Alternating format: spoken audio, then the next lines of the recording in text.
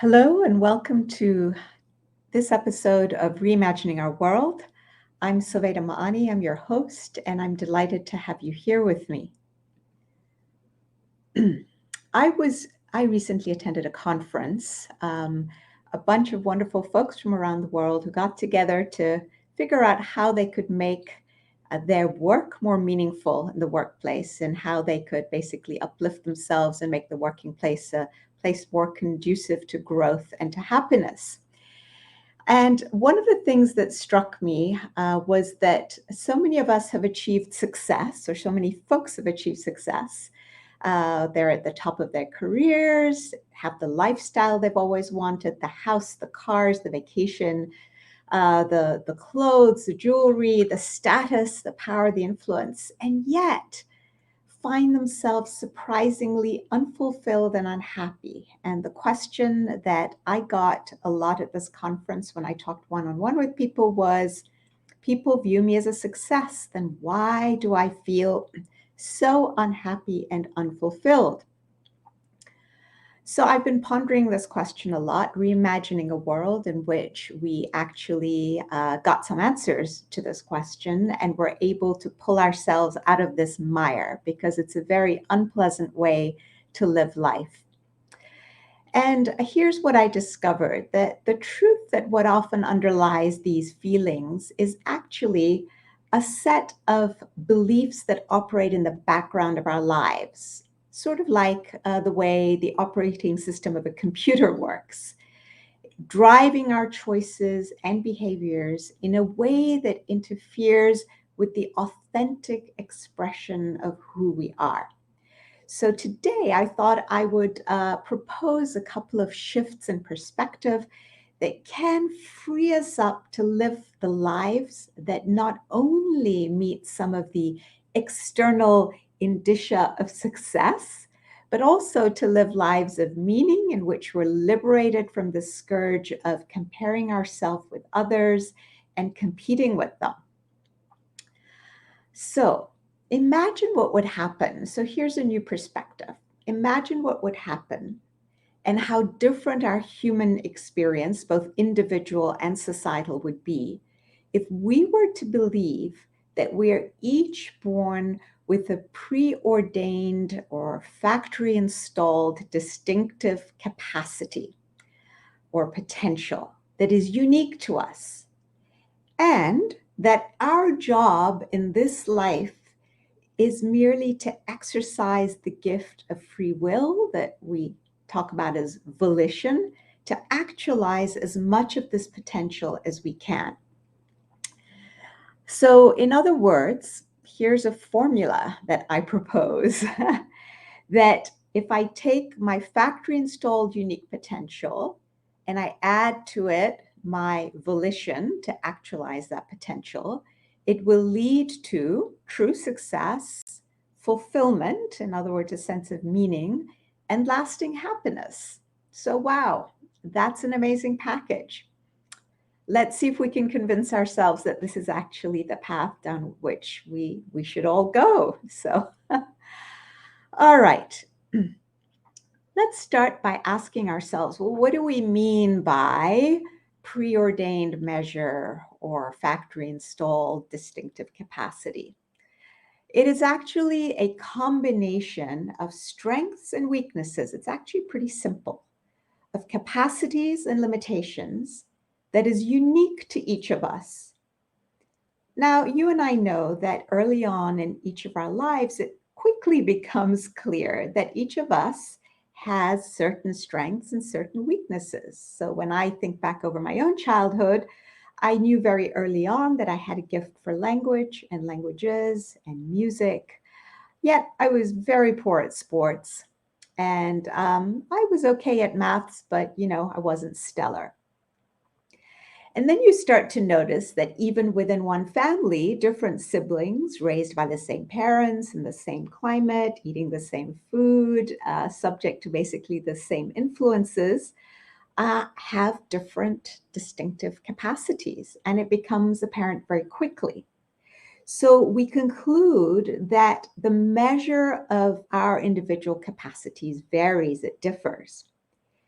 This distinction, this difference in capacity is, however, neither good nor bad. It just is. We just have to recognize and accept it. And it merely reflects a difference in degree. Most importantly, everyone has a set of distinctive capacities. No one is deprived of them. So all of us are born with something special to offer this world. Now let's unpack the idea of our preordained or factory installed distinctive capacities some more and try to understand our responsibility in relation to our capacity. So I want to share with you an analogy that I find very helpful in understanding this concept. And that is to think of life as something in which you and we are the weavers of a tapestry, which is our life. When we're born, we are given the loom and we're each provided a set of threads. So these are things over which we have no control. This is part of the factory installed, right? We come with these things, they're provided to us. So some of us arrive with silken threads, some of us are given, wool, some are brightly colored, some are dull, textures are different, and so on. In other words, we don't determine the conditions in which we're born. Time, place, society, parents, wealth, poverty, our skin color, our gender, our religion, right? These are all givens when we come into this world. They're preset. But what we can control and what we do have responsibility for is the design that we weave. So this is where we have responsibility. Now, what if, so this was the weaver of the tapestry of life. Now, what if in addition, we came to understand that what matters is not the size or the capacity that we have, the size of our receptacle, so to speak, but how much of it we fill. In other words, how much effort we put in relation to the capacity we have. So here's a way to think about this.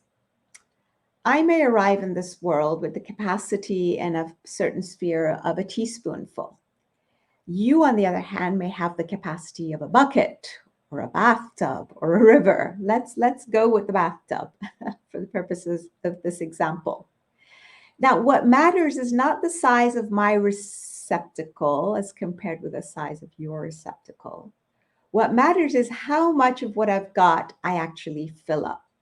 So if I, with the capacity of a teaspoonful, am able to fill it, and you, with the capacity of the bathtub, can only fill half of it, the question is, which one of us has done better? Now, you could argue that your half a bathtub contains thousands of teaspoons, and therefore you, in comparison to me, in terms of our achievement, have achieved a lot more. And yet, you've only filled half of your potential, half of your receptacle, whereas I have filled 100%. So what does this lead us to understand? It leads us to understand how nonsensical it is to engage in this whole business of comparing ourselves with each other. All we should be trying to be focused on in life is doing our very best to fulfill as much of our preordained potential as possible, without regard to what anyone around us is doing. So we measure ourselves not against each other, but against our own individual potential. Now, when we come to this perspective, we suddenly feel extremely liberated and light. I know when I work with my coaching clients, when we get to this point, there's such a sense of palpable relief because this pressure that's been building inside us like a pressure cooker that is imposed on us by the expectations of our family and our friends and society, whether those expectations are real or whether they're in our heads, It really squelches our ability to be ourself, our authentic and highest self. And now we're liberated from these scourges of comparison and competition. These two, comparison and competition, are destructive not only to our spirit, but to our characters. Because think about it. When you engage in comparison with another human being, no matter what you conclude, it's not good for you. So let's say you compare yourself with X and you decide, you know what, I'm doing pretty well compared with X. Now you're feeling a little superior. And it encourages a sense of hubris and arrogance in you, which is definitely not good. On the other hand, if you compare yourself with X and you think, well, actually, you know what, they're so much better than I am, I'm not doing so well, then you start to feel inferior. And that has its own problems because it de-energizes you. And take right when you need to strive to up your game and better yourself, you find yourself paralyzed and feeling sorry for yourself and feeling lethargic and apathetic. And it interferes with your life's work, which is fulfilling the preordained measure of your potential. Now, one of the great benefits of adopting this perspective of having a factory installed set of distinctive capacities is that it liberates us also to redefine the idea of success. Now, I see a lot of people talking about what is success and how should we define success.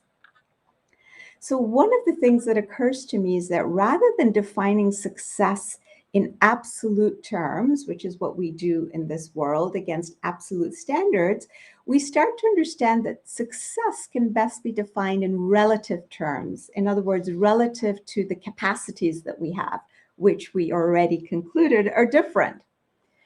So let's look at a real life example to kind of illustrate this and bring this idea to life.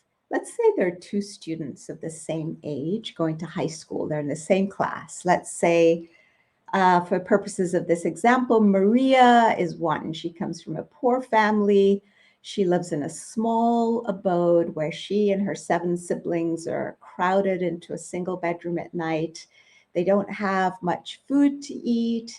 She often has to content herself with a piece of bread and yogurt before bed. I'm painting a picture here. And because, let's say, she's the eldest of 7 siblings, she has to help her mother raise her siblings and to contribute to the chores and household work. So she has to get up at the crack of dawn to help with a lot of things. And because she's sharing a room with all these siblings and they can't afford electricity, she can't stay up into all hours of the night studying. Now let's compare her to Abe, who is the same age, but is an only child from a wealthy household. You see where I'm going with this. He gets plenty of good food, lots of snacks. He enjoys his own room. He can come and go as he pleases. He can stay up late to study. It's quiet. He's not distracted by all these siblings running around. He doesn't have to get up to help with the chores. There's a maid who helps at home. And now we get to exam time. Maria and Abe are in the same class. And while Maria gets a B, Abe gets an A, and everyone thinks, well, gosh, Abe is such a stellar, bright student. But wait a minute. And we should therefore give Abe the award. If we pause to think, the question that comes to my mind is, isn't the fact that Maria was able to get a B in the face of all the odds stacked against her, isn't that act more meritorious than Abe's achievement of an A? And yet so much of our modern day life is driven by us gauging ourselves against these random absolute standards that we set. We judge each other, and worst of all, we judge ourselves by standards like, oh, how much money is he or she making? Oh, she's making $150,000 or pounds or euros a year, and I'm only earning 50,000. So now I get to feel badly about myself. Or they live in a very swanky neighborhood, and I live in a less swanky one. And on and on, all these absolute standards against which we gauge ourselves and then use them as bludgeons to whip ourselves. So adopting this new perspective that the conditions we are born into or certain conditions are really irrelevant. It's what we do with them that counts. That just liberates us completely to reconceptualize and reframe and redefine our ideas of success. So if we were to operationalize this idea of, let's take our factory installed distinctive capacities and potential, where do we need to begin? Well, obviously the first step is to figure out what those distinctive capacities are and our limitations. We have to know, like, what are my strengths? What are my limitations?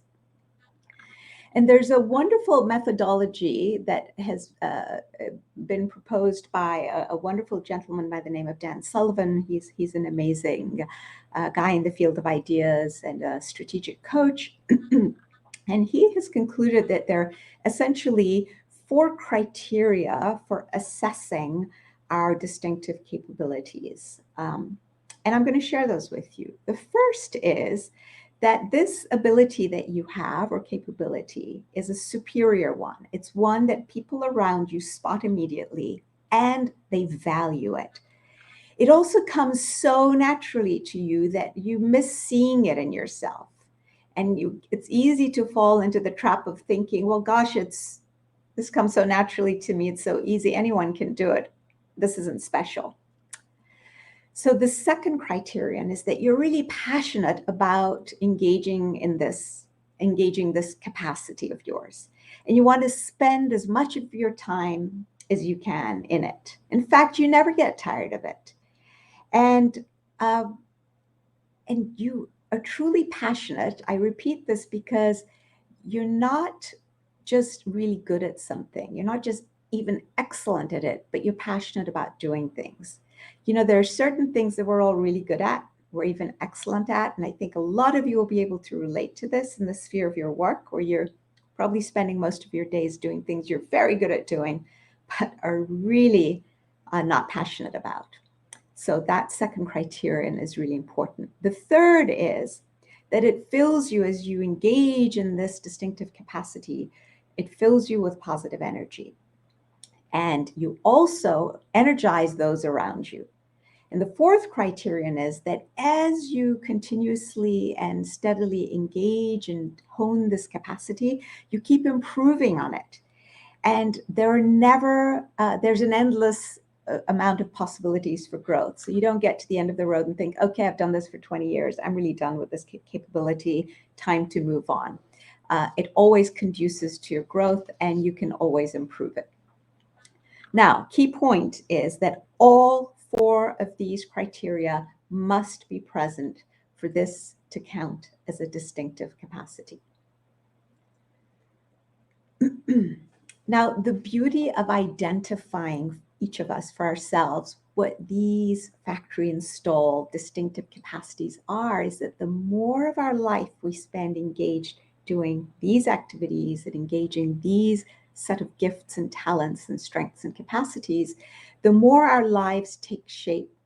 And we basically, as we chisel away the parts that we're weak at in life, that where our limitations are, where our weaknesses are, we see the shape of our lives emerge, the shape of our authentic selves, the people we were really meant to be.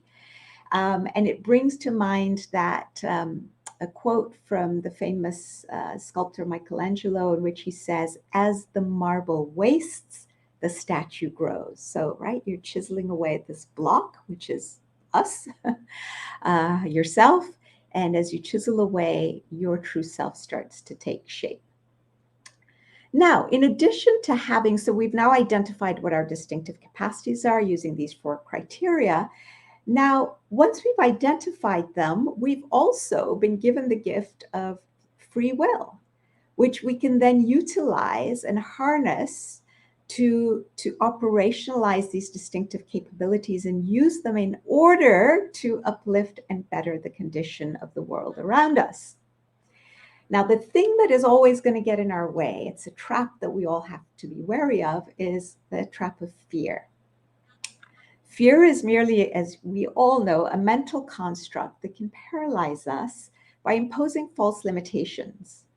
It takes courage and willpower to act despite the fear. As we all know, that famous saying, feel the fear and do it anyway. So this is what we need to do. The next thing, and really the last thought I wanted to offer, is that one of the concrete methods of bringing free will to bear and applying it to our distinctive capacities in order to apply them in this world is to set goals. So the method is goals, activating our will and volition by setting goals. I want to share with you some of the benefits of goal setting. I mean, there are really many. There's a plethora of them. Goals are tools that help us actualize our potential. They keep us focused. They help us to maintain our excitement and enthusiasm about fulfilling our potential in life. So they help to motivate us. They help to keep us fulfilled and happy because we can mark each milestone along the way on this path of success, this never-ending success and improvement. They help to give meaning to our life. We wake up each morning knowing exactly what we're going to do and why we're doing what we're doing, to actualize our potential in service to human society. They help us to be in control of our mind and our life. It's our mind that causes most of the difficulty with the negative programming and thoughts we have, with all the negative narratives that we tell ourselves. Now, here's one of the fascinating things about goals. Goals require commitment. You can't have a goal and then not commit to achieving it, because then why bother with the goal? And this commitment has power in it. It has magic in it. It serves as a magnet that draws the people, the opportunities, the ideas, and the things you need to actualize the goal. It's actually quite amazing. I'm moved to share a short anecdote with you here. Years ago, I was unemployed as a lawyer for a period of time, and I got down to almost my last penny and needed to be able to pay rent the following month and was wondering where the money was going to come from. And I went to bed on a Friday night and I made a commitment to myself. I didn't tell anyone about it. I lived alone.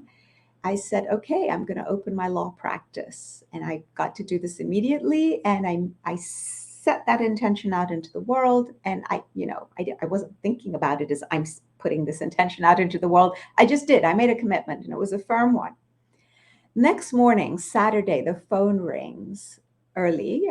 And I used to like to sleep in on Saturday mornings. So I was a little annoyed. And this gentleman's on the phone and he says, I'm sorry, are you Subeda Maani? We met a few years ago at a party. You gave me your card. If I recall correctly, you're a lawyer. Do you still do law? I said, yes. He said, can you draft a contract for me? I'm desperate. I need someone to draft a contract in a particular field. And can you do it for me? And I said, absolutely. And he said, but there's a problem here. I need it today. So that afternoon, there he was, sat on my living room sofa and handed me a check that covered my next month's rent. And so there you have the power of commitment, the magic and power of drawing as a magnet the people, ideas, opportunities you need to actualize your goals. I really wanted to hammer this point home. Goals help us move forward in life. They make life more enjoyable. They keep us balanced. It's sort of like riding a bike. As long as you keep setting goals and keep achieving them, no matter how small, as long as you keep up the momentum, you're upright on your bike. As soon as you stop, you fall off, and then it's very hard to start again. Now, the final cherry on the cake when it comes to goals is that as we work towards fulfilling our goals, we discover that we have to either hone certain qualities of character that we already have, or develop new ones that we've never had a chance to develop but desperately need. So, what am I talking about? Things like perseverance and patience and confidence and resourcefulness and intelligence and creativity and organization, etc., etc. And if you believe, as I do, that one of the key purposes of our life is to become a better person, and to do this by developing your qualities of character, then by applying our distinctive capacities through goal setting, um, it leads us to not only success, but fulfillment and meaning, because we're achieving a life's purpose, and freedom from comparison and competition. So, wow, this is quite, we have quite a bang for our buck. As Jim Rohn, the famous American author, motivational speaker, and a businessman, entrepreneur, said, really, life is about what you do, what you become, not what you do. It's not what you do, but who you become, who you become. So as we go about our daily work, if we were constantly to keep this in the forefront of our minds, is it really about whether I got this promotion or not? Is it about whether I got to work on the juiciest project or not? Is it that I'm getting paid 10,000 less than, somebody else? Is it worth me getting so miserable about these things? Is perhaps a bigger question to ask myself, who am I becoming as I do this job? As opposed to what is my new label and status and all the perks that come with it. So, to recap, the formula for attaining a fulfilling, successful, and joyous life is to identify our distinctive factory installed potential with which we're all born, add to it a good dose of volition. In other words, operationalizing our distinctive potential and trying to actualize it in service of bettering the world. And then we will reap all the rewards we want. True success, lasting happiness, joy as we go on our journey, and a deep sense of fulfillment. All right, I hope that you have found this useful. I certainly enjoyed preparing the materials to share with you. And I look forward to seeing you next month. Please share in the comments. Let's have a conversation. There might be things that have stirred some ideas in you, or you have reactions or comments. Please feel free. All right. I look forward to seeing you next month. Bye-bye.